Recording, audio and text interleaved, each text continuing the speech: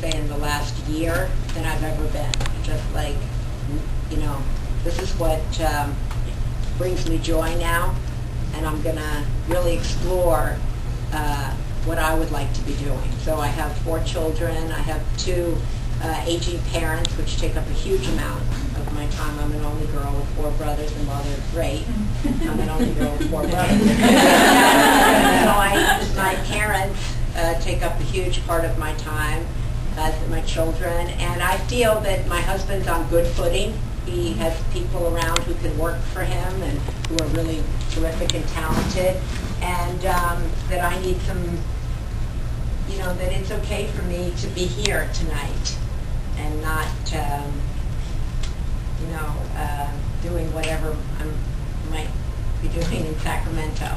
And just choices, and I'm, more and more comfortable with recognizing that there's this great poet that I love named Mary Oliver. I don't know if any of you have read her.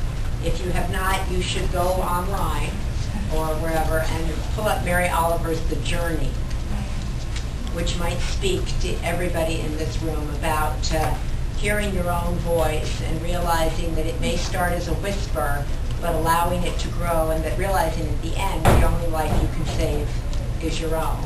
And that she also has this other great quote. It's from a poem, and it says, the question for you is, what are you going to do with this one wild and precious life of yours?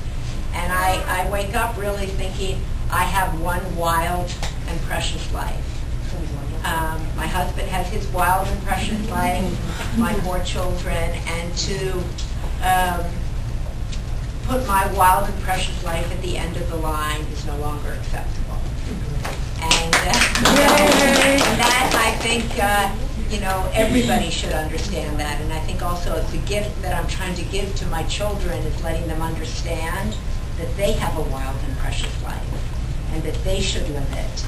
And so should mommy. So I'm not going to sit in the back seat anymore.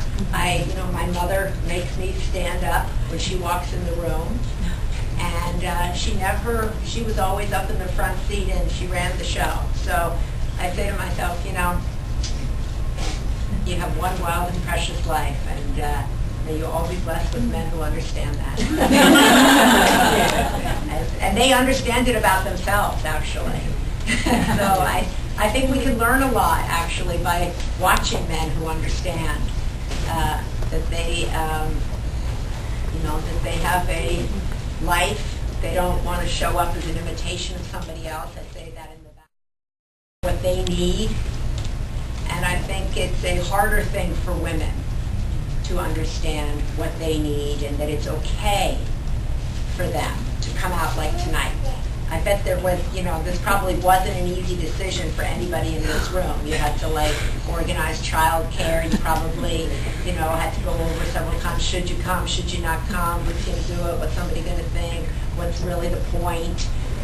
What are you going to accomplish here? Who's going to, I go through all of that, or I would say I used to.